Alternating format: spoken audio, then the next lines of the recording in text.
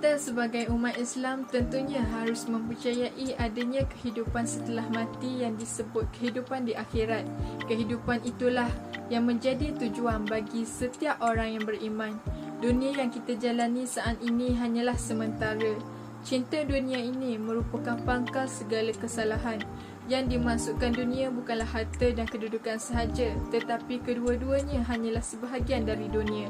Bahagian-bahagian dunia ini juga memiliki kerjasama dan berhubung dengan bahagian akhirat serta berkaitan dengan amal-amal perbuatan kita yang bergantung pada kebaikannya. Allah Subhanahu Wa Taala berfirman, artinya, ketahuilah bahawa sesungguhnya kehidupan dunia itu hanyalah permainan dan sesuatu yang melalaikan, perhiasan dan saling bermegah-megahan antara kamu dan saling berbangga-bangga dalam masalah harta dan anak. Oleh hal yang demikian, sebab itulah kita tidak boleh terlalu mencintai dunia kerana hal tersebut merupakan satu perkara yang salah. Orang yang tenggelam dalam kesibukan dunia ini terikat dengan dua ikatan, iaitu ikatan pertama, ikatan hati yang disebabkan oleh mencintai bahagian-bahagiannya. Kedua, ikatan jasmani yang disebabkan oleh kesibukan menguruskannya. Inilah hakikat dunia yang mencintainya merupakan pangkal dari segala kesalahan. Firman Allah Subhanahu Wa Taala artinya, dan menahan diri dari keinginan hawa nafsu. Sebenarnya, dunia diciptakan untuk dijadikan bahan bekalan menuju ke alam akhirat. Akan tetapi, kerana banyaknya kesibukan dunia dan pelbagai jenis nafsu dunia membuatkan orang-orang dungu melupakan perjalanan dan tujuan mereka. Meskipun begitu, bagi orang yang betul-betul cintakan akhirat, mereka akan menganggap dunia yang tercela dan merosakkan ini sebenarnya adalah kebun akhirat kerana mereka tahu bahawa dunia adalah satu tempat persinggahan untuk menuju ke jalan Allah Subhanahu Wa Taala. Allah Subhanahu Wa Taala berfirman, "Man kana yuridu al-hayatud dunya wa zinataha nuwaffi ilaihim a'lamuhum fiha wa hum fiha la yubkhasun." Artinya, barang siapa yang menghendaki kehidupan dunia dan perhiasannya, maka kami berikan kepada mereka balasan pekerjaan mereka di dunia dengan sempurna. Ali radhiyallahu anhu pernah menulis surat kepada Salman Al-Farisi radhiyallahu anhu, perumpamaan dunia adalah seperti ular, liar bila dipegang tetapi bisanya akan membunuh.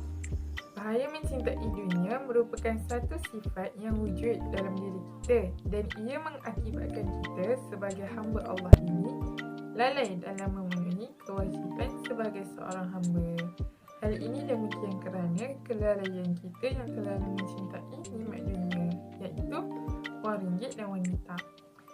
Oleh yang demikian, ini akan menyebabkan seseorang itu cenderung dalam melakukan maksiat kerana pada hakikatnya seseorang itu sudah lalai akan kehidupannya kelak di akhirat. Oleh itu, sifat ini bagi umat Islam sangat berbahaya dan harus diwaspadai. Sebagai seorang Muslim, jika kita terlalu mencintai dunia, maka Allah Subhanahu Wa Taala akan menyebutkan hamba-Nya itu dalam urusan duniawi sehingga menyebabkan hamba-Nya itu tidak ada masa untuk beribadah.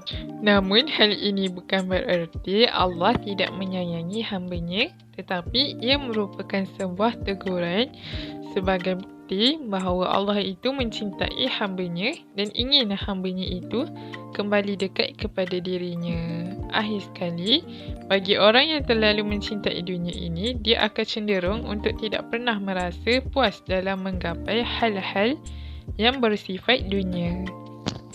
Seterusnya, kita beralih kepada kesan apabila seseorang itu cintakan dunia. Yang pertama, akan mewujudkan sifat bangga dan angkuh.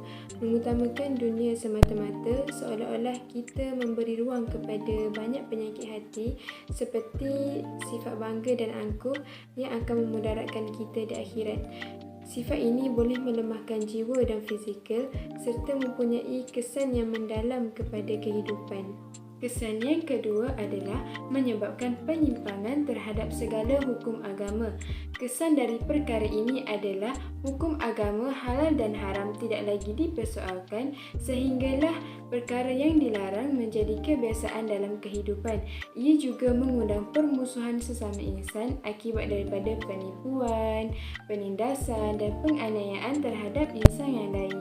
Ia amat dilarang agama dan baginda sallallahu alaihi wasallam mengingatkan kita dalam sabdanya, "Wahai manusia, bertakwalah kamu kepada Allah Subhanahu wa taala, janganlah kamu menganiaya sesama kamu. Setiap penganiayaan antara kamu akan diadili pada hari kiamat." Petikan ini diambil daripada kitab Hayatul Qulub. Kesan yang ketiga adalah menyebabkan munculnya hasad dengki yang akan hancurkan umat. Kesatuan umat akan hancur lantaran kecenderungan manusia kepada dunia. Penyakit hasad dengki dan permusuhan timbul kerana masing-masing mengambil sikap pentingkan diri tanpa memikirkan orang lain. Sabda baginda sallallahu alaihi wasallam, "Berhati-hatilah kamu dengan penyakit umat yang datang kepada umat sebelum kamu, iaitu hasad dengki dan permusuhan yang akan merosakkan dan memusnahkan agama." Hadis riwayat Ahmad dan Tirmizi. Cara menghilangkan cinta dunia. Di antara kemaksiatan hati yang dianggap besar ialah cinta dunia dan lebih mengutamakannya berbanding akhirat. Terlalu menginginkan kesenangan dunia dan sangat ingin untuk mengumpulkannya sebanyak mungkin. Terlalu mencintai pangkat dan kasih kepada harta, bakhil dan lupa akhirat. Ia pasti akan membinasakan hidup seseorang di dunia sampai akhirat. Rasulullah SAW bersabda yang bermaksud, barang siapa yang menjadikan dunia tujuan utamanya, maka Allah akan mencerai-beraikan urusannya dan menjadikan kemiskinan atau tidak pernah merasa cukup di hadapannya, padahal dia tidak akan mendapatkan harta benda duniawi melebihi dari apa yang Allah telah tetapkan baginya. Dan barang siapa yang menjadikan akhirat niat tujuan utamanya, maka Allah akan menghifurkan urusannya, menjadikan kekayaan atau selalu merasa cukup dalam hatinya. Dan harta benda duniawi datang kepadanya dalam keadaan rendah, iaitu tidak bernilai di hadapannya. Antara cara-caranya ialah pertama, kita harus menyedari bahawa dunia ini hanya sementara dan kehidupan akhiratlah yang kekal. Dalam kaitan ini, Allah menerangkan yang bermaksud, ketahuilah bahawa yang dikatakan kehidupan dunia itu tidak lain hanyalah bawaan hidup yang berupa semata-mata permainan dan hiburan yang melalaikan serta perhiasan yang mengurang. Juga bawaan hidup yang bertujuan bermegah-megah di antara kamu dengan kelebihan, kekuatan dan bangsa keturunan serta berlumba-lumba membanyakkan harta benda dan anak-anak. Semua itu terhad waktunya, samalah seperti hujan yang menubuhkan tanaman yang menghijau subur, menjadikan penanamnya suka dan tertarik hati kepada kesuburannya. Kemudian tanaman itu bergerak segar ke suatu masa yang tertentu. Selepas itu, engkau melihatnya berupa kuning. Akhirnya ia menjadi hancur bersepai. Dan hendaklah diketahui lagi bahawa di akhirat ada azab yang berat disediakan bagi golongan yang hanya mengutamakan kehidupan dunia itu. Dan ada pula keampunan besar serta keredaan dari Allah disediakan bagi orang-orang yang mengutamakan akhirat.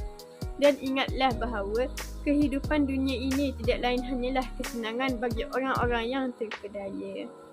Yang kedua, menyedari bahawa apa pun yang kita miliki merupakan amanah yang akan diminta pertanggungjawaban di hadapan Yang Maha Adil dan Bijaksana.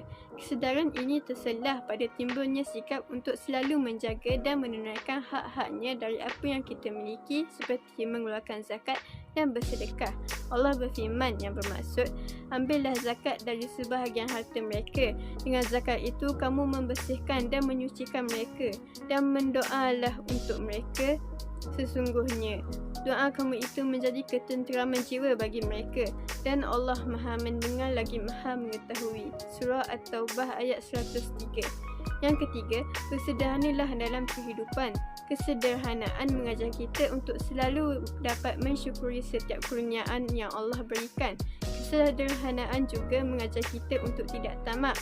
Rasulullah menjelaskan keuntungan dari hidup sederhana dalam sabdanya, barang siapa yang bersederhana terhadap dunia, maka Allah mengajarkannya sesuatu yang tanpa belajar dan memberinya petunjuk tanpa hidayah secara langsung dan telah menjadikannya melihat dan Allah membukakan daripadanya kebutaan. Kesimpulannya, sebagai seorang Muslim, kita haruslah zuhud terhadap dunia dan merasa puas dengan rezeki yang Allah berikan. Setiap Muslim perlu ingat bahawa kita hidup di dunia ini hanya untuk beribadah kepada Allah dan mencari bekalan untuk akhirat. Oleh itu, kita perlulah sibukkan diri kita dengan beribadah, melaksanakan ketaatan kepadanya dan menjauhi larangannya, maka Allah akan menutupi kefakiran kita. Kita tidak perlu meninggalkan dunia sepenuhnya. Namun, contohilah para sahabat Nabi yang menjadikan dunia sebagai tempat untuk mereka semakin mendekatkan diri kepada Allah. Dengan itu, kita dapat mengelakkan diri kita daripada mencintai dunia dan tipu dayanya yang akan membawa penyesalan pada kemudian hari.